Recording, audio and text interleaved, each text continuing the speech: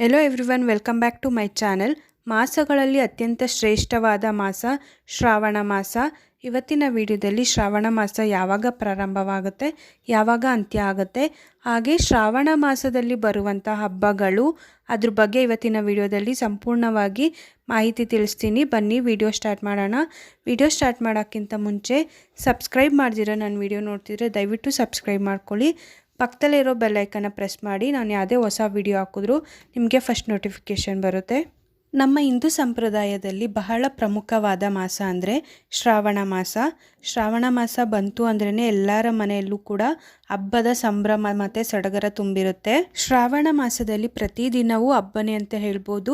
ಶ್ರಾವಣ ಮಾಸ ಅಂದ್ರೇ ಹಬ್ಬಗಳು ಸಾಲು ಸಾಲಾಗಿ ಬರ್ತವೆ. ಶ್ರಾವಣ ಮಾಸದಲ್ಲಿ ಮುಖ್ಯವಾಗಿ ನಾವು ವಿಷ್ಣುವಿನ ಆರಾಧನೆ ಮಾಡ್ತೀವಿ, ಲಕ್ಷ್ಮಿ ಆರಾಧನೆ, ಶಿವಪೂಜೆಯನ್ನು ತುಂಬ ವಿಶೇಷವಾಗಿ ಮಾಡ್ತೀವಿ. ಭೀಮನ ಅಮಾವಾಸ್ಯೆಯ ನಂತರ ನಮಗೆ ಶ್ರಾವಣ ಮಾಸ ಪ್ರಾರಂಭವಾಗೋದು. ಹಾಗಾದರೆ ಶ್ರಾವಣ ಮಾಸ ಯಾವಾಗ ಪ್ರಾರಂಭ, ಯಾವಾಗ ಅಂತ್ಯ ಆಗುತ್ತೆ ಅನ್ನೋದ್ರ ಬಗ್ಗೆ ತಿಳ್ಕೊಳ್ಳೋಣ. ಆಗಸ್ಟ್ 5ನೇ ತಾರೀಕು ಸೋಮವಾರ ಶ್ರಾವಣ ಮಾಸ ಪ್ರಾರಂಭವಾಗುತ್ತೆ. ಹಾಗೆ ಸೆಪ್ಟೆಂಬರ್ 3ನೇ ತಾರೀಕು ಮಂಗಳವಾರ ಶ್ರಾವಣ ಮಾಸ ಮುಕ್ತಾಯವಾಗುತ್ತೆ. ಆಗಸ್ಟ್ 4ನೇ ತಾರೀಕು ಭೀಮನ ಅಮಾವಾಸ್ಯೆಯನ್ನು ಆಚರಣೆ ಮಾಡಿ ನಂತರ ಶ್ರಾವಣ ಮಾಸ ಪ್ರಾರಂಭವಾಗುತ್ತೆ.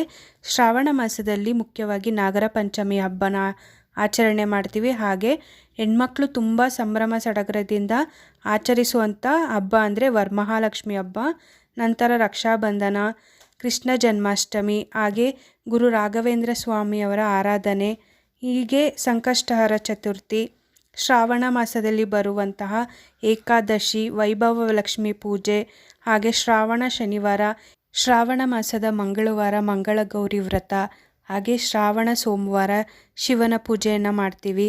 ಹೀಗೆ ತುಂಬ ಹಬ್ಬಗಳನ್ನ ನಾವು ಆಚರಣೆ ಮಾಡ್ತೀವಿ. ಶ್ರಾವಣ ಸೋಮವಾರ ಶಿವನ ಪೂಜೆ ಮಾಡಿದ್ರೆ ತುಂಬಾ ಒಳ್ಳೆಯದು. ಹಾಗೆ ಶ್ರಾವಣ ಮಾಸದಲ್ಲಿ ಮಾಡುವಂಥ ಪೂಜೆ ತುಂಬ ಶಕ್ತಿಯುತವಾದದ್ದು.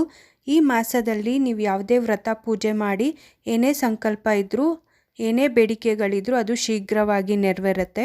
ಈ ವಿಡಿಯೋದಲ್ಲಿ ಶ್ರಾವಣ ಮಾಸ ಯಾವಾಗ ಪ್ರಾರಂಭ, ಯಾವಾಗ ಮುಕ್ತಾಯವಾಗುತ್ತೆ, ಹಾಗೆ ಶ್ರಾವಣ ಮಾಸದಲ್ಲಿ ಯಾವ್ಯಾವ ಹಬ್ಬಗಳು ಬರುತ್ತೆ ಅನ್ನೋದ್ರ ಬಗ್ಗೆ ತಿಳಿಸಿದ್ದೀನಿ. ಮುಂದಿನ ವಿಡಿಯೋಗಳಲ್ಲಿ ಬರುವಂಥ ಹಬ್ಬಗಳ ಬಗ್ಗೆ, ಹೇಗೆ ಆಚರಣೆ ಮಾಡಬೇಕು ಅನ್ನೋದ್ರ ಬಗ್ಗೆ ಸಂಪೂರ್ಣವಾಗಿ ಮಾಹಿತಿ ತಿಳಿಸ್ತೀನಿ. ಈ ವಿಡಿಯೋ ಇಷ್ಟ ಆಗಿದ್ರೆ ಮರಿದಿರೋ ಒಂದು ಲೈಕ್ ಮಾಡಿ, ಹಾಗೆ ನಿಮ್ಮ ಫ್ಯಾಮಿಲಿ ಫ್ರೆಂಡ್ಸ್ಗೂ ಶೇರ್ ಮಾಡಿ.